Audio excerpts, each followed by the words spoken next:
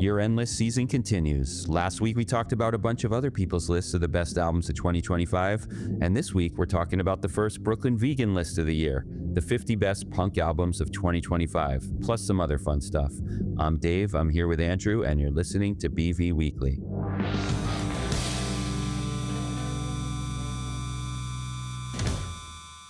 So since we last spoke, Andrew has been vindicated.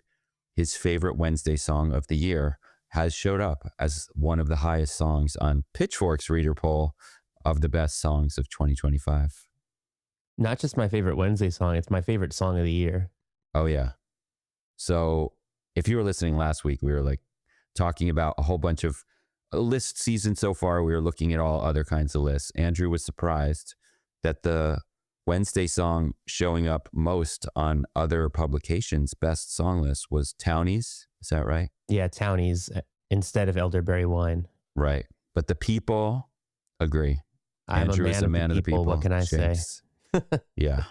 So another interesting thing about that Pitchfork song list was the number one song of the year, according to Pitchfork readers, was the Rosalia song that Bjork is on. And there wasn't even a single Rosalia song on Pitchfork's own list of songs.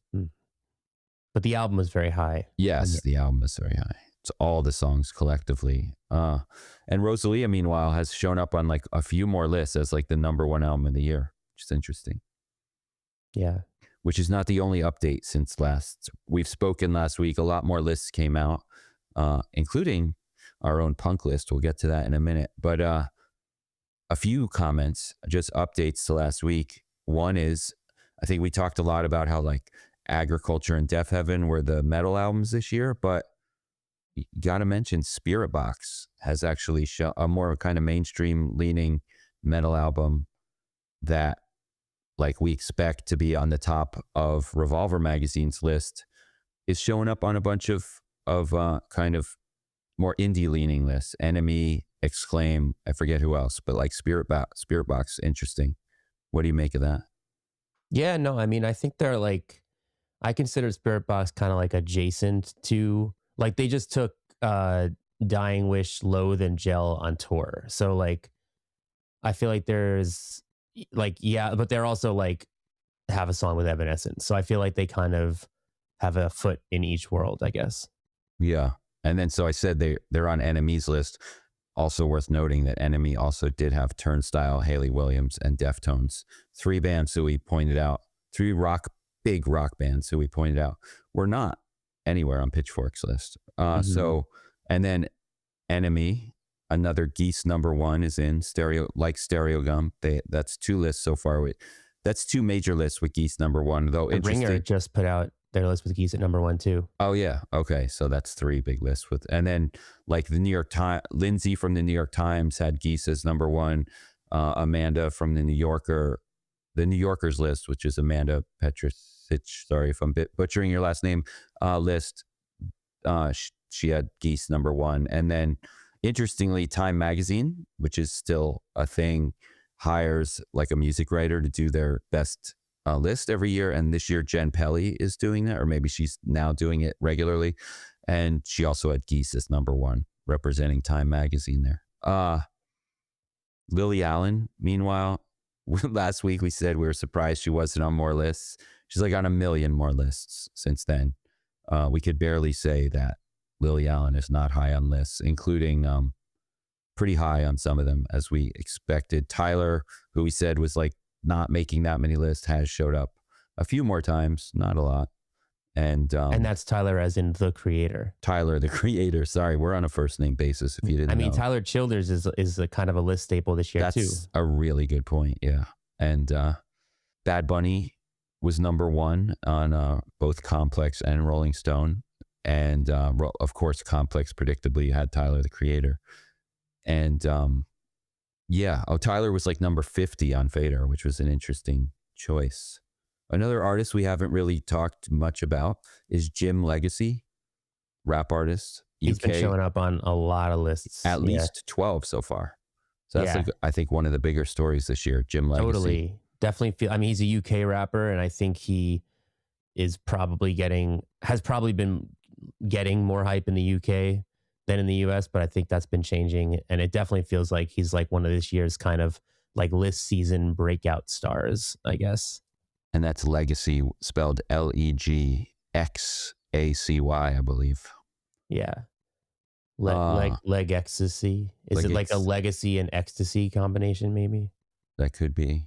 We also noticed a few more artists in the kind of like surprising not on lists category, and we're not giving any spoilers right now about our own list, and I'm not weighing in on my own thoughts on these albums, but just like what you would have thought would have happened based on past years and the hype of these artists. Like, not many lists with Jane Remover or Jane Remover's other project, Venturing. Actually, Venturing didn't show up on any lists.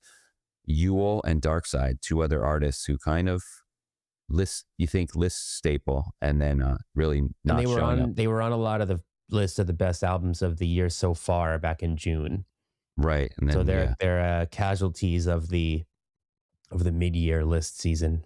yes, Yeah, Jane Remover for sure surprises me, probably the most of all of those. But yeah, I mean, it's a long year. You know, things change. Like we said, look at FK Twigs dropping for to lower slots on a lot of lists than in the mid-year and stuff. So meanwhile, before we get to our list, I don't know. I haven't been. There were so many shows I wanted to go to this past week. I missed both Snocaps shows. I really haven't been to anything.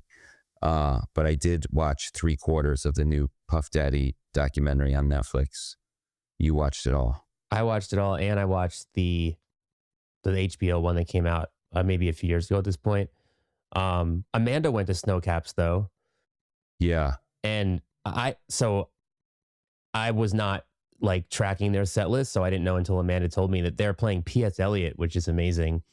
Because I'm sure a lot of you remember. I'm talking to the audience, I guess. I know you remember that when they first teased it, a lot of people thought it was going to be a P.S. Eliot reunion.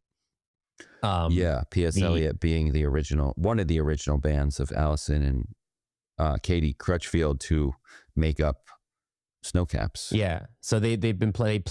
Well, the tour's over. It ended in New York. They played P.S. Eliot. They played some Waxahachie deep cuts. They played songs from Allison's band Swearin'. And like on the late night performance, which show was it? MJ Lenderman drummed the entire show except for the last song where he switched with Allison. Allison drummed, and it was a P.S. Eliot song. So yeah, Amanda's got a bunch of photos on Brooklyn Vegan. So live vicariously through those as we have done. They said it might be their last tour ever, so I might never see Snocaps, but I definitely have even more FOMO because I love the record, and now I have even more FOMO knowing I could have seen P.S. Eliot songs. Yeah, I wish I made a little more effort to go there. There was also a fifth member of the band at the shows. It was Allison, Katie, Brad Cook, of course, and MJ Lenderman, but then there was another guy playing with them as well. Yeah. So also catching up on movies. I watched Frankenstein this week. I watched Eddington the other day. Eddington's on HBO. Frankenstein's on Netflix if you're trying to catch up. Netflix also has like Caught Stealing and Train Dreams. Just if trying to catch up on my 2025 movies. So yeah, I liked Eddington is a trip. Definitely got to see Eddington. Frankenstein, I liked it. It's long, 2.5 hours, a little slow. I don't want to give any spoilers.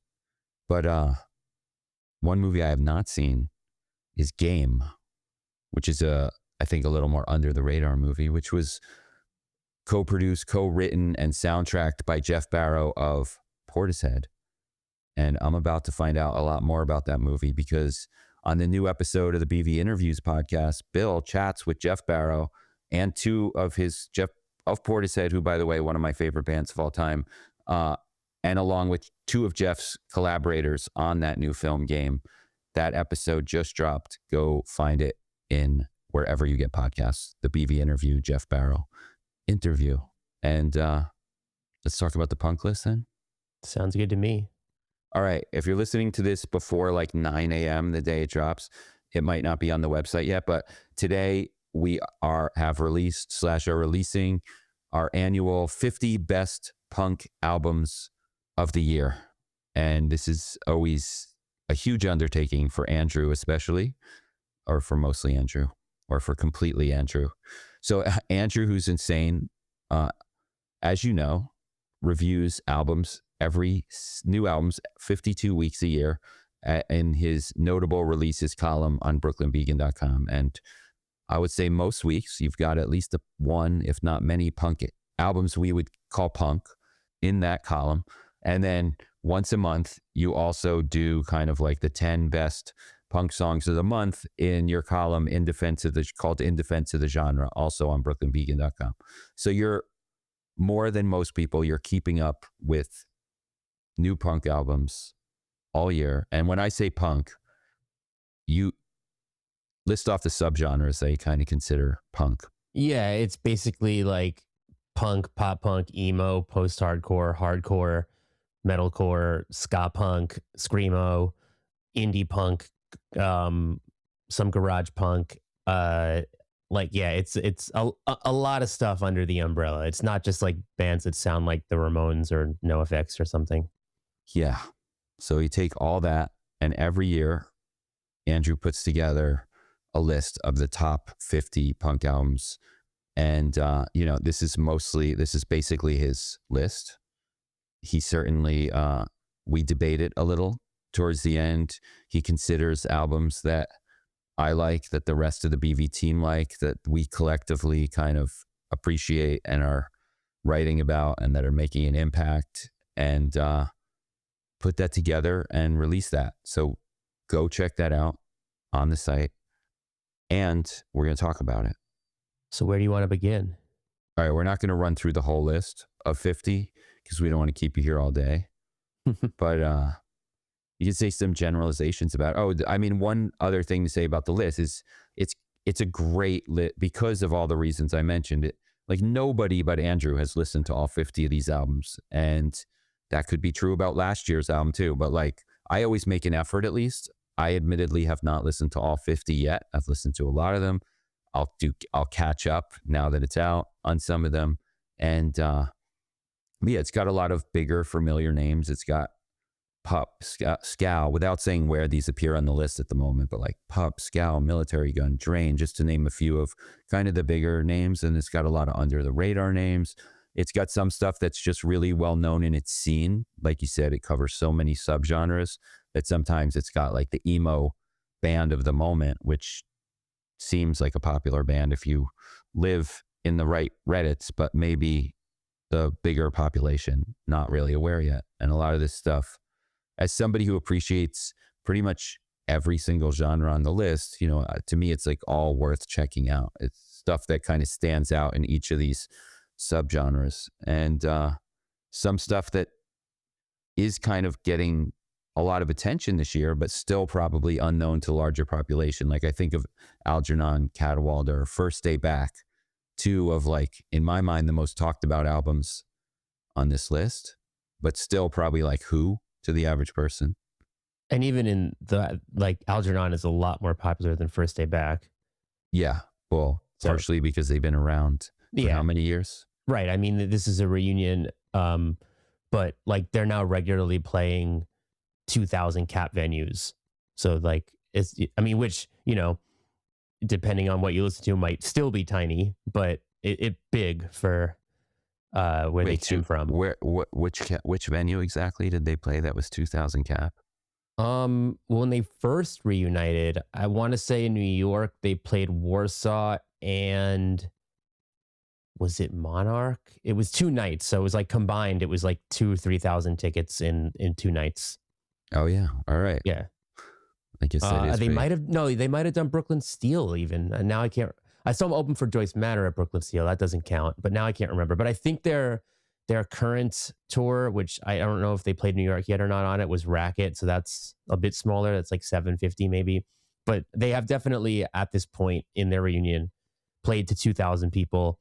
I remember when they first reunited, this is like a digression already, but they kind of like said they were trying to keep the venues smaller than they could play because they wanted it to feel like an Algernon show. So I think when they first reunited, if they weren't doing that, they definitely could have sold out much bigger rooms than they did sell out. Right.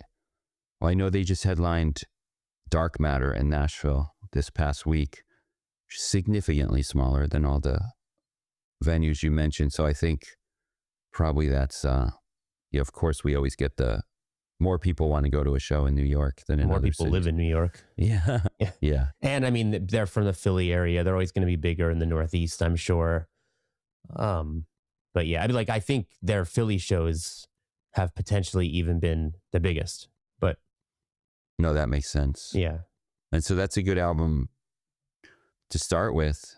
I mean, or like we could talk about emo in general. yeah, let's start. And let me just say, because you said a lot, that even with all the records that did make this list and all the records I liked that didn't make it, I mean, there's still things I missed. So like, I definitely am not claiming to have, heard all the potential best punk albums of the year. And even within the umbrella of punk, like, I have my taste. Like there's definitely like, someone else could make a list of 50 punk records from this year that looks a lot different because it's really a pretty wide spectrum.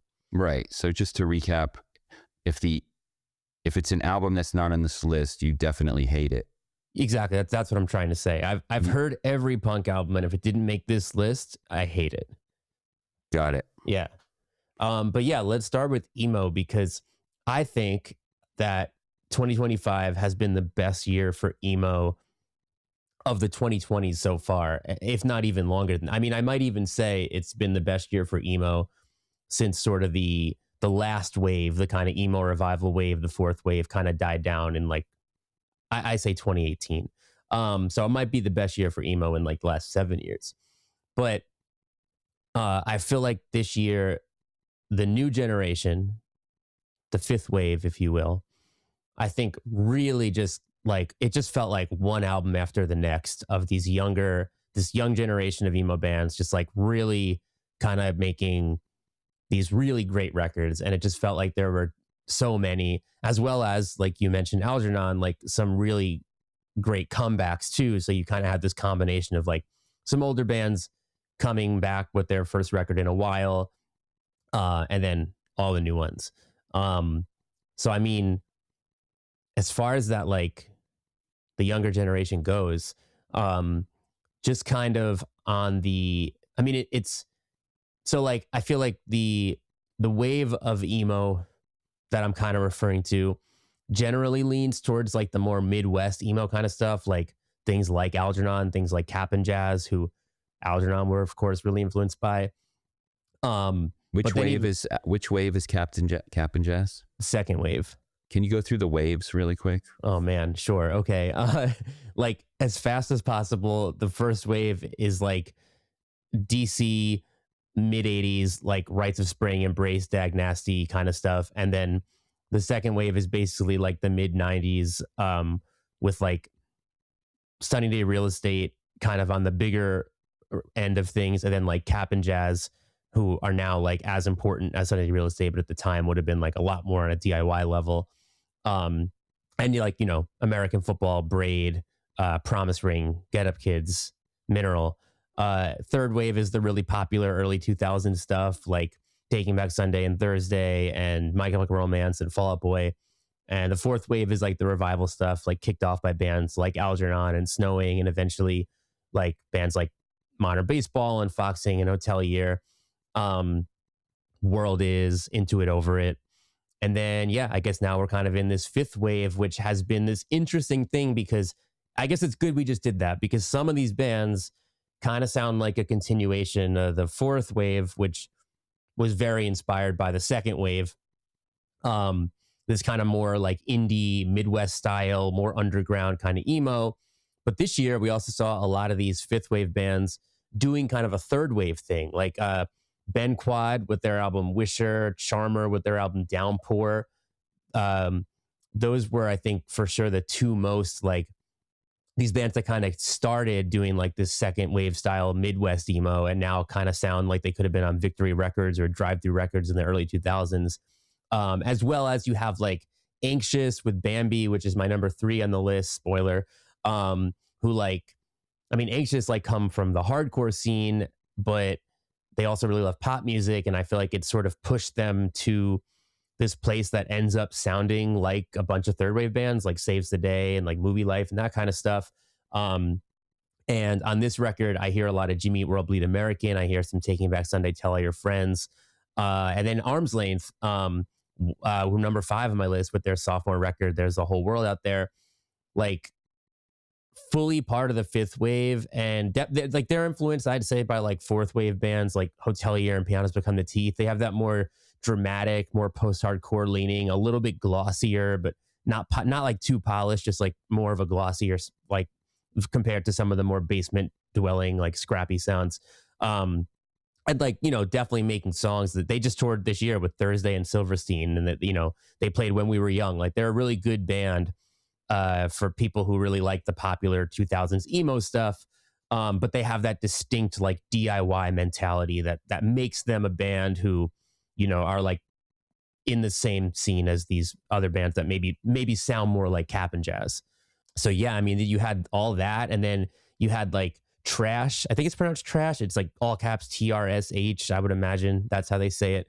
Their record String Theory, Kerosene Heights with Blame It on the Weather, Aren't We Amphibians with their debut record Parade Parade. I feel like these bands were really carrying the torch for that kind of more like scrappy basement Midwesty stuff.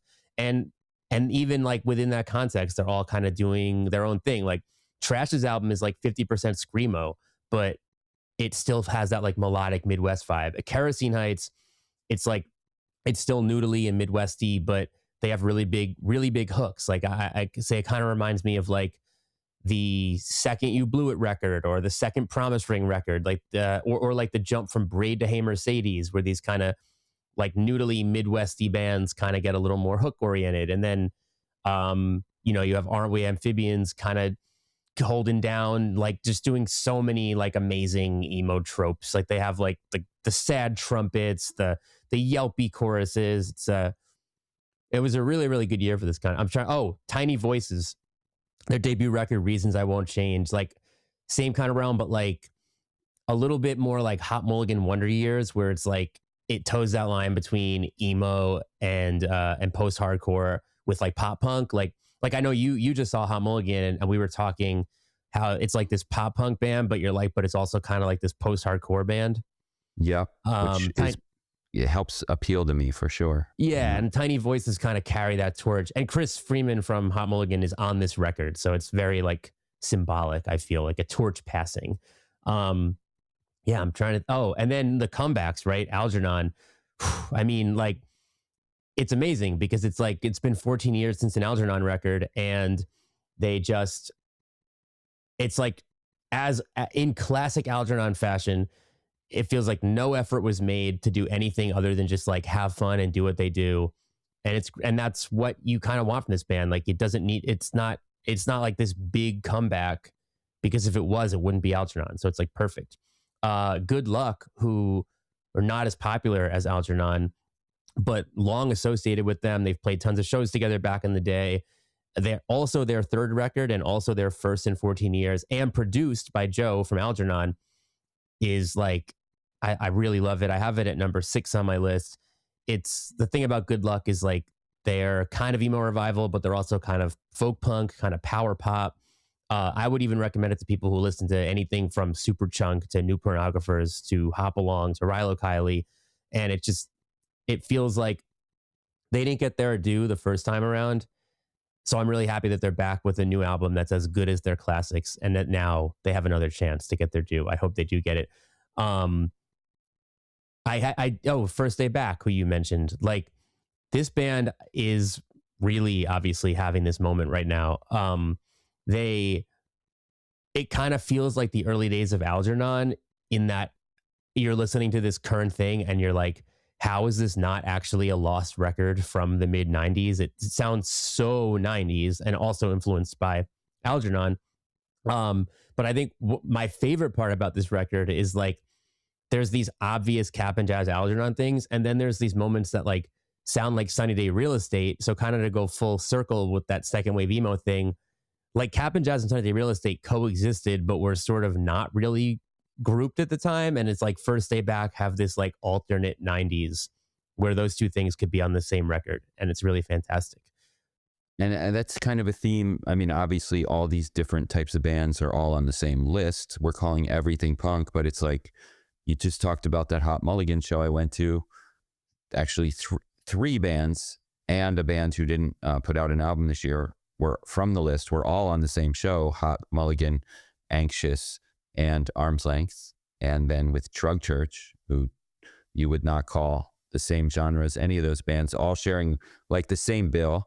And a lot of these kind of bands, like you said, bands who are sounding like bands who would play when we were young, are also showing up on hardcore festivals or on other wave emo bills or whatever it is. So it's like everybody's getting along now. Yeah, and it's like we're calling Anxious emo, but they came out of the hardcore scene.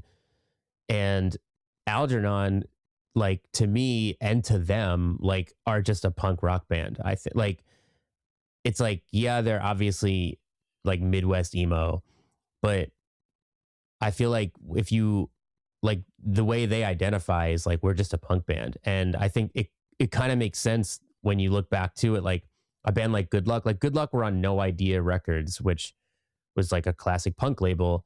Like just they, you know, stylistically had like emo in them, but they were, you know, they were playing the fest when the fest would have been stereotyped as like orgcore, you know, like the place where you could see Dillinger 4 headline. So it's all connected. I was just listening to an interview with Jim Shaw, the photographer who famously shot the DC punk scene. And he was talking about his first experience learning, like, how did he find out about punk? And he actually was at a Rocky Horror Picture Show screening in DC, and they were playing punk songs before the screening. And so he went to his local record store, this is like the late 80s, and said, hey, do you guys have punk records? And they showed him like, yeah, we have over here, but you know, we also have some punk bands who are local, who are playing it right in this town, like Minor Threat.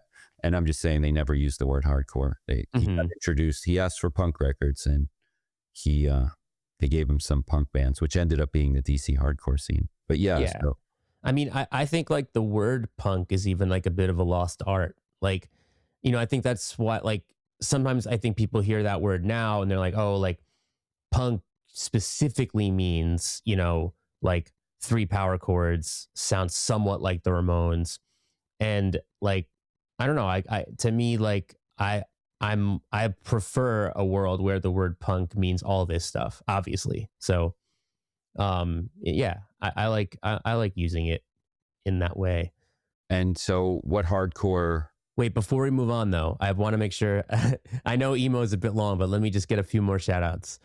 So similar to First Day Back, I think the other new band this year that made the 90s sound new again was My Point of View, YOU.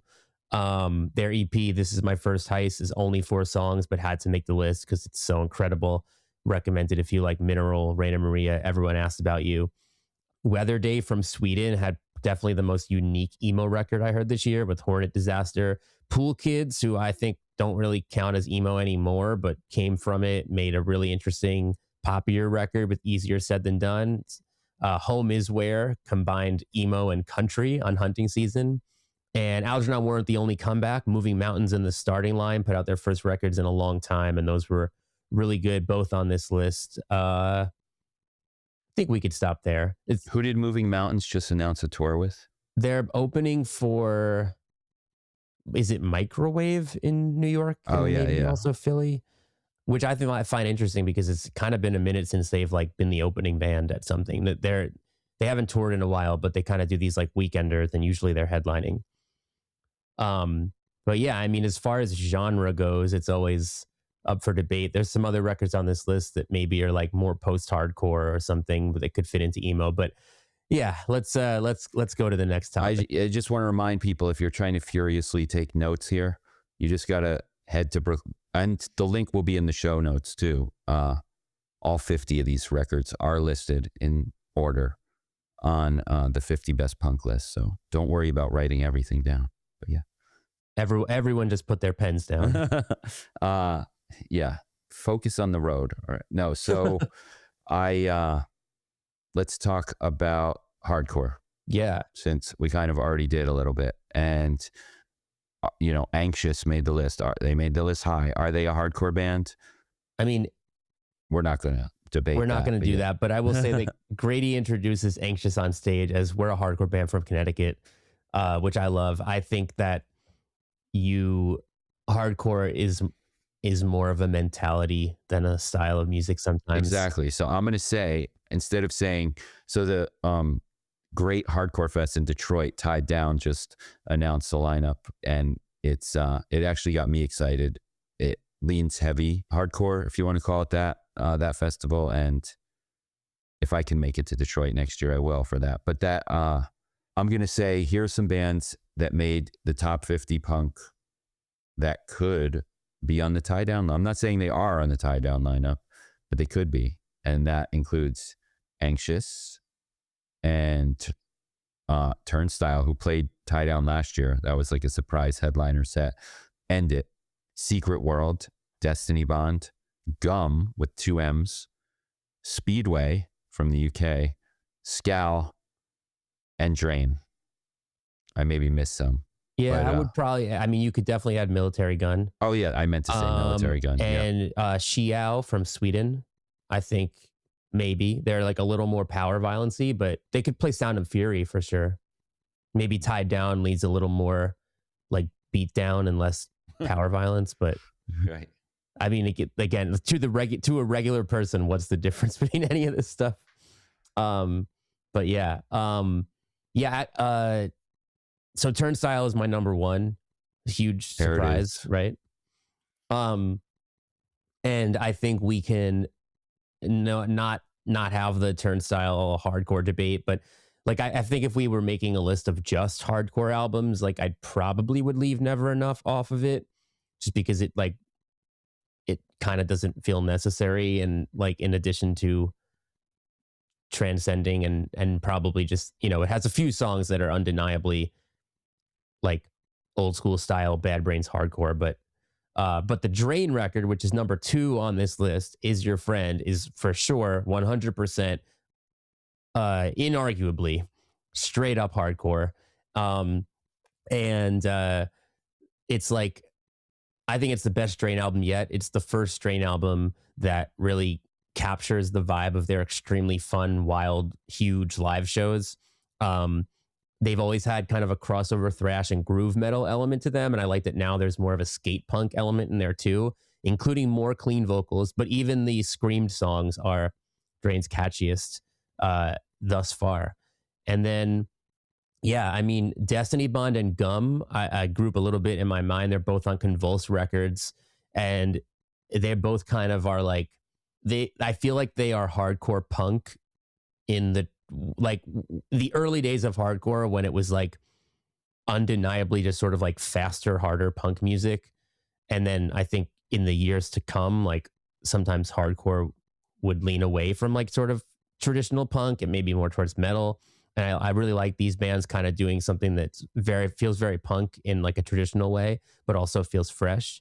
There's a lot of there's some critics out there who talk a lot about hardcore. They kind of seem to prefer that style more than anything. I mean, I would probably be that. But yet the list contains much more. I'm just saying, sometimes you see their lists and it's like all that. Right. I mean, it's like I think I gravitate more towards a band like that, but I still think that Drain made a better record, I guess. I mean, and then Turnstile is the most my thing, because it's just like I said, some songs sound like Bad Brains and some songs sound like The Police, and somehow it all makes sense on one album. And I mean, that's the kind of stuff that excites me the most, where you're just like breaking down those kinds of barriers. And that to me is the most hardcore. You mentioned Secret World, which I have at number 18. It's also just, there's a few EPs on the list, and then I kind of like, my cutoff was the EP had to have at least 4 songs. There's 2 3-song EPs that would have made it, but I'm like, I don't know that you can, like, that's not enough.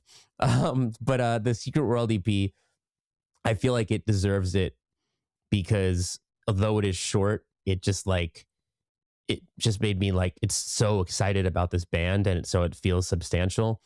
Um, and they're doing something similar to like Military Gun and High Vis and Drug Church and these kind of like, what some people call hardcore adjacent.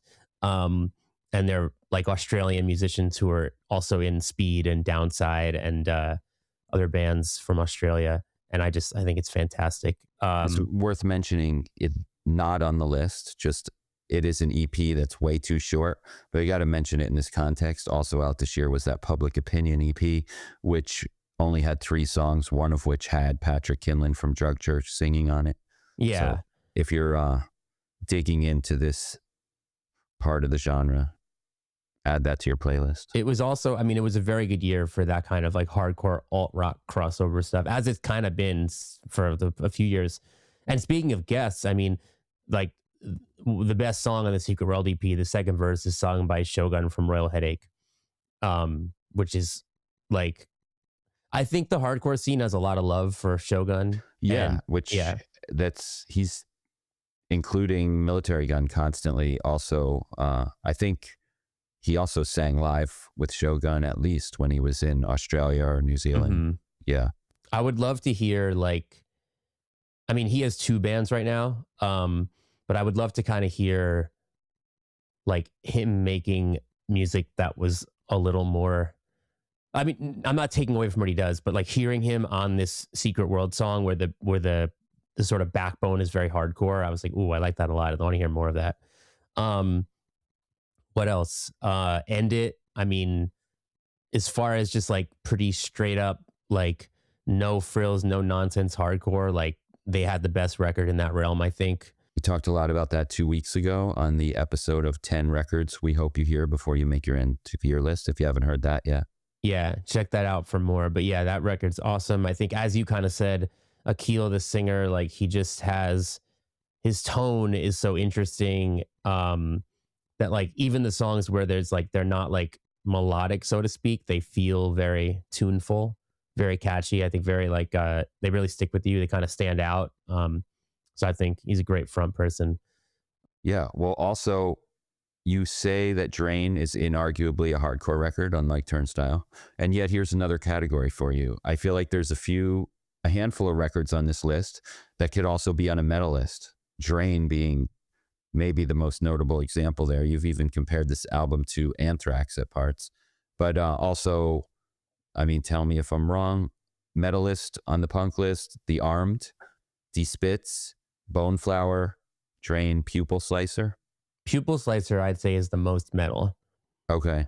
That one is like, there's such a clear like black and death metal influence on it that like I think it could almost potentially be more of a metal record. I think metalheads would like Bone Flower. I mean, they're a screamo band from Madrid. It's their first for Death Wish. Jeremy from Touche does guest vocals on a track. And I think like there's a little bit of that post black metal, like if you like Death Heaven, you would like Bone Flower kind of thing. Who else did you say? The Armed. The Armed, I don't think is like metal. I mean, it's very heavy and aggressive. And it's like, I don't even know. Like the Armed aren't really hardcore either, because like you can't mosh or 2-step to the Armed. I think so. Like I don't like. I guess like to me they almost strike me as like post hardcore, but just in a very heavy way. But I guess it's kind of metal. What was the other one? D-Spitz. I mean, they do have like a little bit of like a new metal side on like a couple songs, but I think they strike me as like more primarily like garage punk, I guess.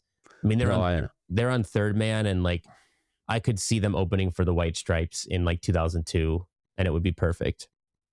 They have shown up on some metal lists though, so that's interesting. It is interesting. Yeah, and Decibel has actually even done a feature on them. I remember when I saw them show up on the, the Decibel cover has like the band names on the bottom, and it usually has just like very metal, whatever. And then it was like D-Spitz on there. I was like, all right.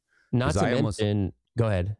No, sometimes I don't think of them as punk or metal. I'm just like, this is an indie rock band. Yeah, right. I mean, they're like, I feel they also just like are very like grungy. Like there's a lot of like they've like their influences include like PJ Harvey, Nirvana, and Mudhoney, and a lot of the times I feel like they're that.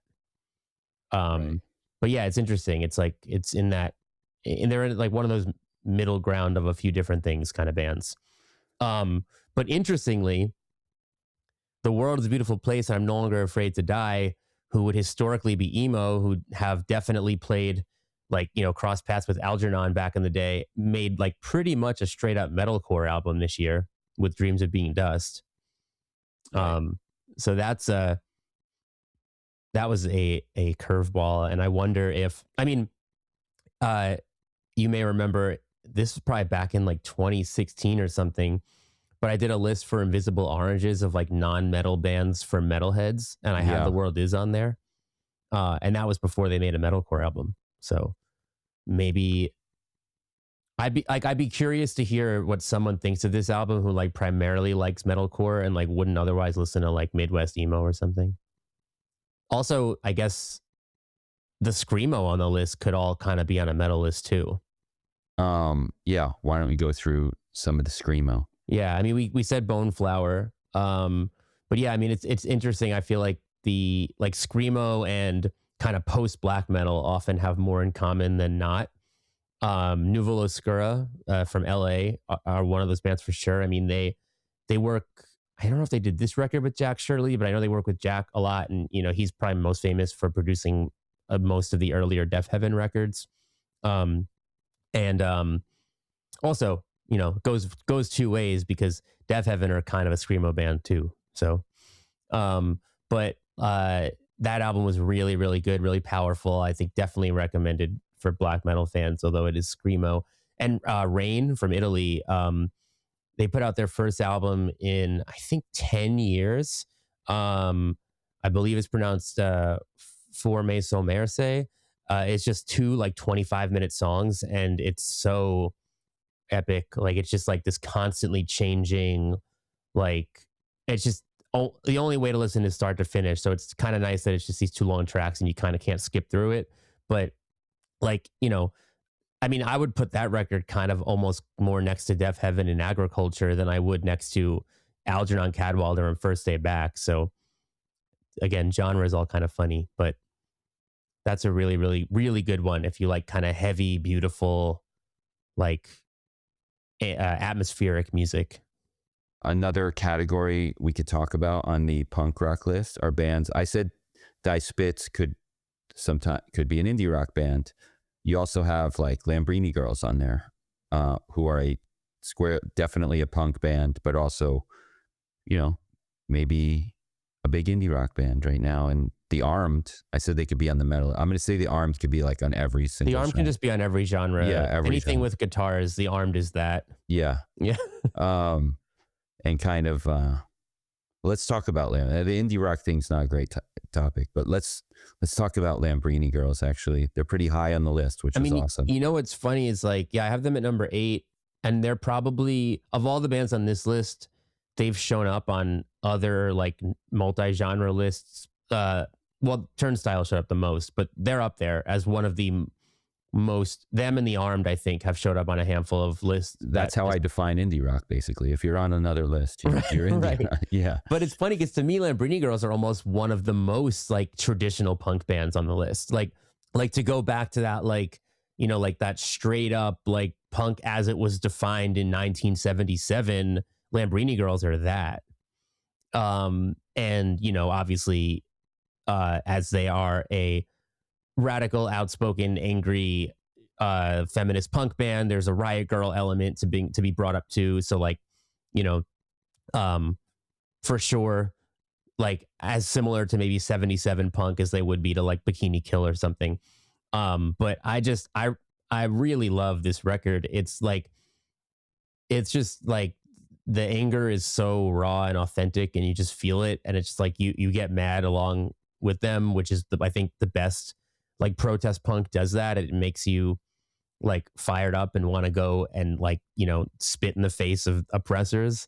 But also similar to, I guess, End It, like despite not really having any melodic vocals in sort of a traditional sense, it's very, very, very catchy. Like I mean, pretty much all the vocals are just shouted, like almost the way you would just shout if you were just mad and you were just angry and just yelling and not even thinking about fronting a band. They're really not. There's not much intention there to like for like tune, but it's so catchy. Really gets stuck in your head. I think it's an unbelievable punk record. Like End It, Lambrini Girls are really good live. That's really sealed the deal for me earlier this year. Well, first of all, I had been seeing pictures and video. I don't usually watch like a lot of the videos of shows. I like to actually be there, but I had been seeing a lot of pictures that clearly showed Lambrini Girls are an exciting crowd participation type live show. And then I got to experience it for myself at CBGB Fest earlier this year. And yeah, they just blew me away live. And I mean, the singer is out in the crowd and getting everybody to do various pit activities and splitting down the middle and all that kind of stuff, and just wild and fun. And I think they just announced a new North American tour this week for next year. Oh yeah, so go see that. So go see them. Also, I don't know if we said this, but they're from the UK, and they have the very classic UK punk, like you're shouting so your accent is really clear. And love an angry UK punk accent. Totally. And similarly, we'd have to bring out Maruja, I think. Yeah, you beat me to that one. Yeah. Which is funny because like Lambrini Girls is your classic 3 power chords, the main, like direct your attention to the words and the anger, you know, like everything else is simple. So you can just like go nuts and hear what I'm saying. And Maruja is this protest political punk band where the music is like ridiculous and it's all over the place. They have a saxophone player. They have a real like spiritual jazz vibe. They have 10-minute songs. It's this super like artsy, in-depth, multi-layered, hard to follow kind of record. And yet still with those kind of slogan style, like punk. Like, I mean, I've put this in multiple reviews now, like a track review and album review, but I honestly keep coming back to Crass with Maruja. Like the sort of like protest slogan style lyrics that they have honestly reminds me of Crass and other like classic anarcho punk. Whereas the music is far more experimental than Crass. I mean, well, Crass have a lot of experimental songs. I'm thinking like it's far more experimental than Do They Owe Us a Living? But with the sort of same kind of impact lyrically as Do They Owe Us a Living? Really, another really great live band, in part due to that saxophone. I mean, also a lot of crowd participation when I saw them. And, you know, it was like, we've said this in the past, to show off their jazz skills. They've also released an entire album of jazz and just This jazz year. EP this year even. So Yeah. check that out too. Which, unlike you've actually said is worth checking out. I say unlike you because like the rock band makes a jazz album. I don't know, you're not automatically going to take that seriously. Oh, but yeah, right. Yeah. I would, right. I feel like I would, a lot of times when you see that, I'll be like it can come off inauthentic or something. And I was very sort of over the moon about how this album really sounded like legit jazz musicians and not rock musicians trying to sound like jazz musicians. yeah, so another fun band. So what else you got? Let's see. I mean, I don't know. You've got LS Dunes on there, which is an album I've loved, one of my favorites of the first half of the year, especially because that's when it came out really early. So I was listening to it a lot. I associate it with the beginning of the year. And that, as we've talked about many times, is a kind of as you say in your blurb as well, it's like a super group of veterans from third wave, right? I got that right. You got that right? So that was good that you gave the lesson earlier, so I don't forget the waves. But yet at this point, LS Dunes is their own band, and you don't who are like bigger than the sum of their parts, or whatever the expression you want to use is. They've got their own songs. You're not just showing up because of who is in there. And I think I've said all you need to say about that. But like, what about other veterans on the list? I know you've got the Starting Line on there. Yeah, Is fourth wave emo? Does fourth wave emo make you a veteran? Is Algernon are I think Algernons so. Yeah. veterans? But I mean, again, Algernon, it's their first album in 14 years. Moving Mountains, it's their first album in 12 years. Like, it's crazy. It doesn't feel like all right, here's some context, right? When Lifetime put out their reunion album, it was 9 years after their last record. And yeah, and that felt like a reunion album, like it felt like yeah, this like long and Algernon's got 14 on Lifetime's 9, and somehow it's like, does time move faster now? Like, yeah. or are we just all older?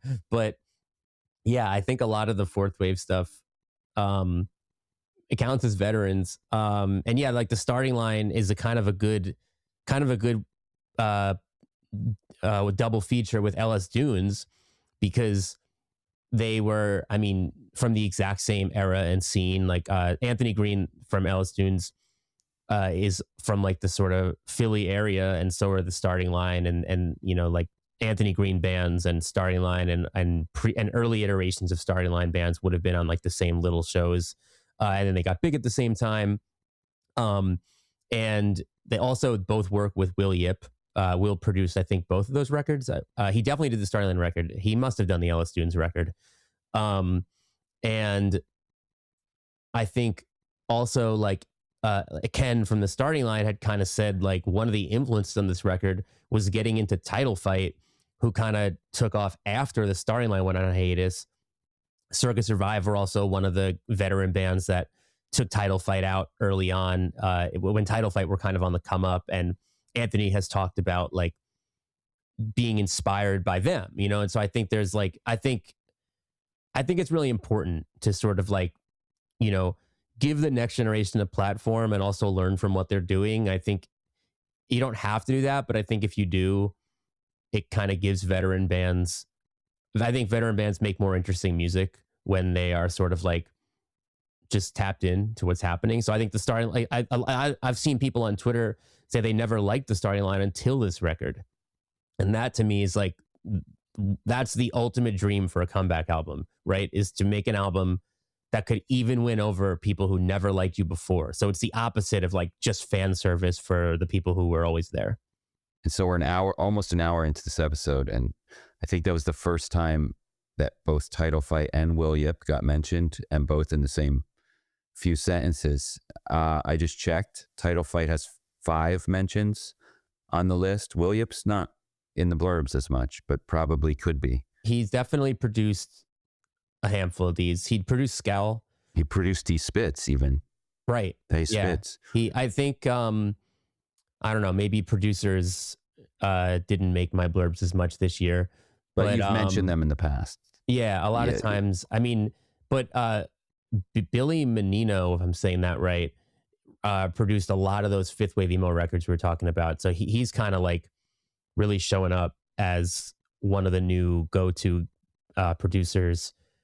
Brett Romney's from I'm the Avalanche did the Anxious record and the Hot Mulligan record.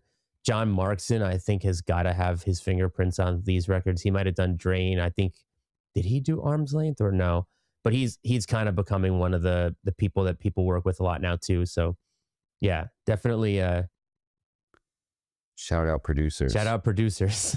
And Title Fight, also producers. Yeah, right. Because we only brushed past Speedway, but that record was produced by Ned and Ben Russin from Title Fight. And Ned also obviously of Glitterer, who is also on this list, which is exactly where I was going. So I assumed that. But let me real quick do Speedway and then we'll do Title Fight. Just because I think this record deserves a little more shine. Not getting talked about enough, in my opinion, as far as hardcore goes this year. But like, they're from Sweden, they're on Revelation, and they basically sound like the kind of melodic hardcore that you could have found on Revelation. Like somewhere in the realm of like Dag Nasty, Embrace, Youth of Today, Turning Point, somewhere in that realm. And just doing it so good. Again, like, you have Ned and Ben from Title Fight producing. Ned also sings on it. You get the singers from Viagra Boys and Ikulu on this record. So it's like you can't be in better company than Speedway. Like I don't know like if they're like your favorite band's favorite band, but like the amount of people that are awesome in the hardcore scene that have their fingerprints on this record, like it should be being talked about more, I think. Totally. And so, like you said, it's only one album on this list that Title Fight worked on. Yes. So Glitterer, which is Ned's current band, their new record, Glitterer, is I think it's great. We definitely talked about it on a recent episode, but it's it's like a little more like the lyrical concerns are a bit more like state of the world type things, but Ned kind of sings about that with like in exactly the same way he sang about like depression in his early 20s, and it's really fantastic to hear that, and that's really what stands out to me the most about it, as well as just having really memorable songs. Actually, I kind of, to me, the Glitterer record and the Super Heaven record, another veteran comeback we haven't mentioned yet, first in 10 years, go really well together for me. I mean, Title Fight and Super Heaven have probably played like 100 shows together. Super Heaven used to be called Daylight. They probably played a lot of their shows with Title Fight when they were called Daylight. And I think, being from the same area, working with the same producer, Will Yip, being both on Run for Cover, although maybe not at the same time, having a lot of the same friends, there are always similarities there. And it's like the Glitterer record and the Super Heaven record have this kind of vibe to them of like feeling really hopeless about the state of the world and wanting to not feel hopeless and not really knowing how to not feel hopeless. And so I think they go really well together. But the album I would recommend the most outside of Glitterer, someone really, really, really wanting Title Fights to reunite, is probably the album that comes in at number 50 on the list, Spite House's Desertion. They definitely are influenced by Title Fight. They would tell you as much. It is, they did a list of influences, a video for Brooklyn Vegan. It's on our Instagram. Title Fight's on the list, and like somebody commented like, Title Fight, I never would have thought that for you guys, like sarcastically, and the band liked the comment. They might have replied with like a crying laughing emoji, so they know that they sound like Title Fight, but they do a really, really good job of sounding like Title Fight. I think if you want another record like Shed, then Desertion by Spite House is a really, really good other record like Shed. I think that is the perfect place to end the discussion. Everyone should go to BrooklynVegan.com's punk list. We'll make it really easy by linking to it in the comments in the description of this episode. So check that out and stay tuned for the rest of our year-end lists, which Andrew and the team and myself are all working hard on, and will be up soon as well. Before we go, the year is not over. There's a few new albums this week. Let's talk about them quick.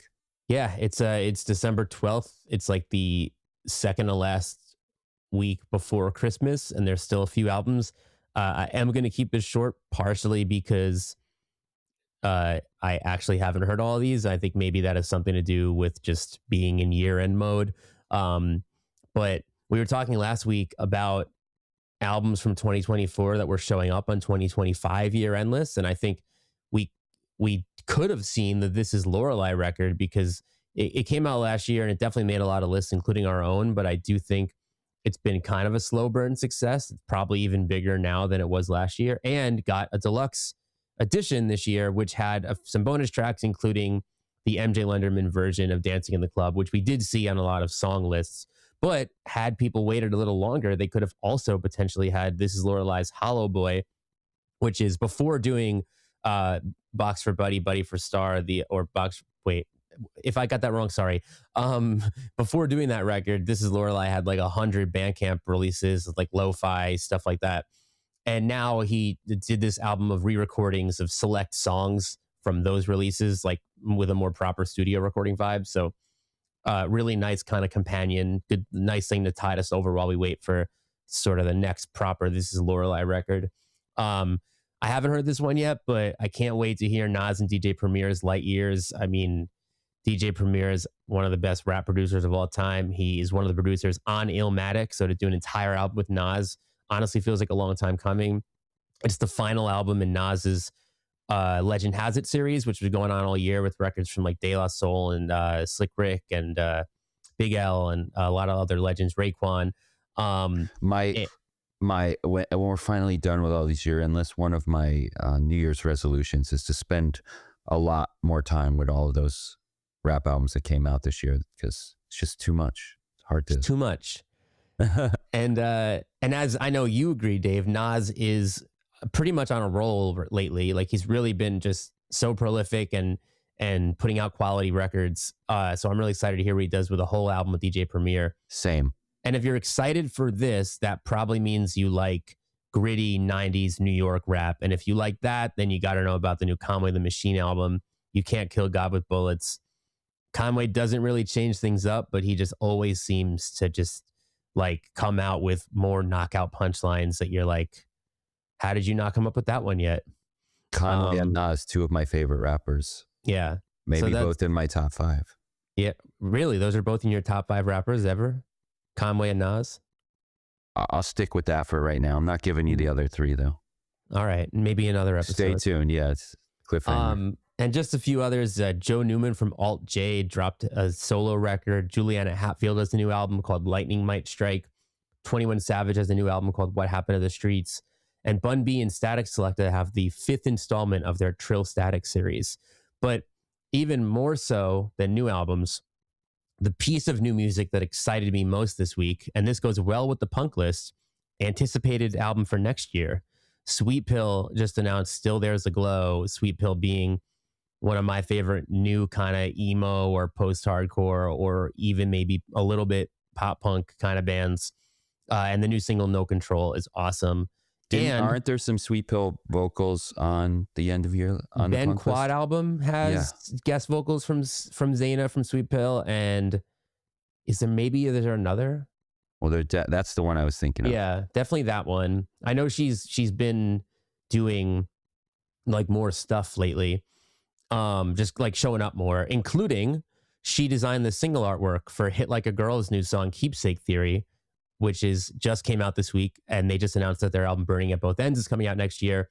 And I think if you're excited for Sweet Pill, then new Hit Like a Girl is also really similar realm.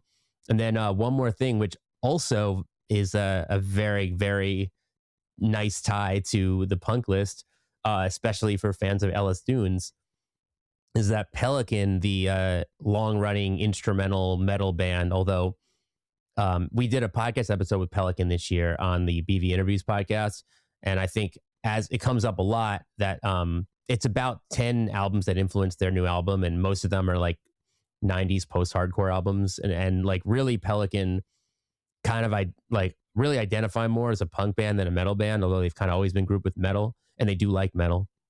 But one of the songs from their instrumental album this year, their instrumental band, had a vinyl-only B-side with guest lead vocals from Jeff Rickley of Thursday. It was like the inverse of the sort of old school, like the B-side is the instrumental version. Like they were like, let's flip that, and the B-side will have vocals.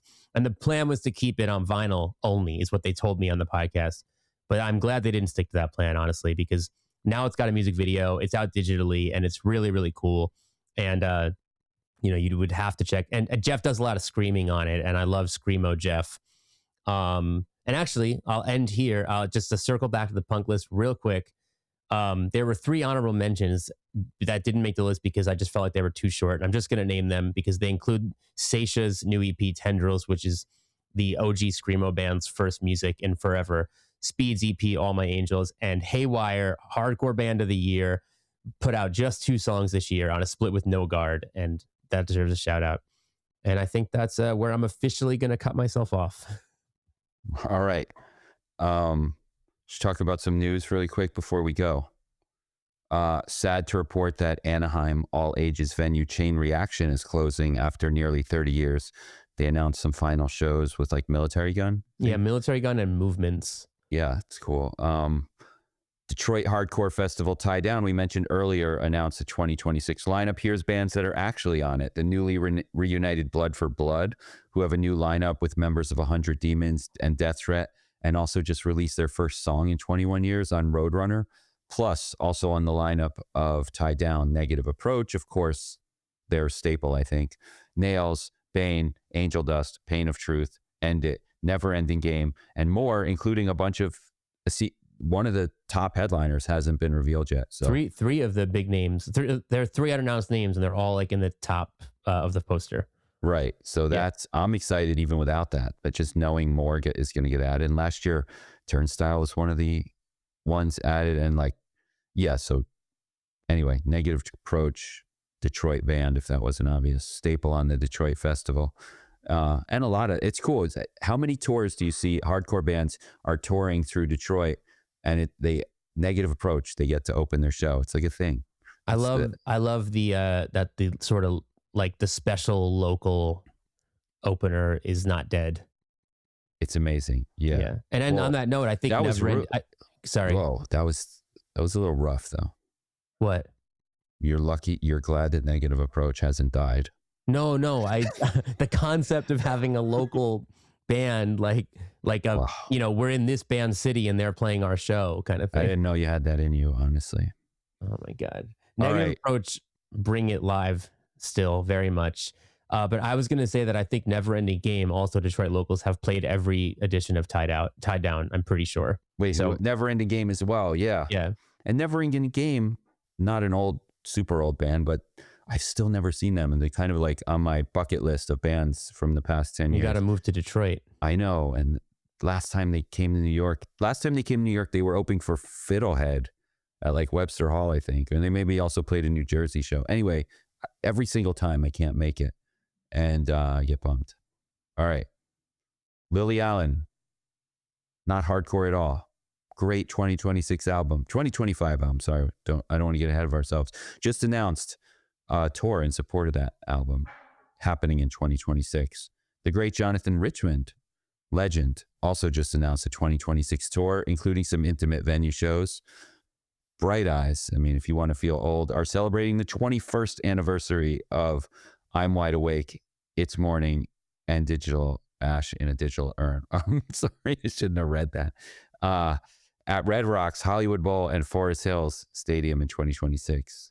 And here's a band, kind of an obscure one that has come back. Times New Viking are back and have announced their first show since 2012, which is happening here in New York City with the Spits in March at the Knockdown Center. The Knockdown Center has this very cool series called Outline, where they curate like 5-6 bands. I mean, they have great shows, and shout out Knockdown Center. They're really like they're curating shows that I always wish we could, that I curated basically.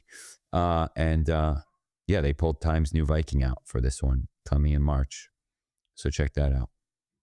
And like we said, go listen to the BV Interviews podcast, where we have a new episode of Bill interviewing Jeff Barrell from Portishead. We've got a new blue and white Thunderbolt, quote, Thunderbolt's variant of the long-awaited vinyl reissue of Piebalds. If it weren't for Venetian blinds, it would be curtains for us all. These album names are killing me right now. That is limited to 100 units, and in the Brooklyn Vegan shop at shop.brooklynvegan.com, where we also have lots of other awesome vinyl and collectibles and stuff. Go read our punk list, and we'll like and subscribe if you're still listening. Speaking of special local openers, Piebald are on the Boston area Save the Day and Glassjaw show this month, and they're opening the Boston date on the Formats tour next year. Oh yeah, see that? I like when that happens. That's so cool. And then if you listened this far, like email us at bvweekly@gmail.com and tell us you listened this far. So ask us something that we'll answer if you ask it, potentially. Talk to you next week. Thanks for tuning in. Dave and I will be back every Friday morning with new episodes of BV Weekly. And in between the episodes, you can always get much more from us at BrooklynVegan.com, on all of our social media, including Facebook, Twitter, Instagram, TikTok. You can pick up records from us at shop.brooklynvegan.com. And if you like what you hear, tell your friends about us, subscribe to the show, give us a good rating. All that little stuff goes a really long way. It really helps us a lot, and we really appreciate it. So until then, thank you again, and see you next time.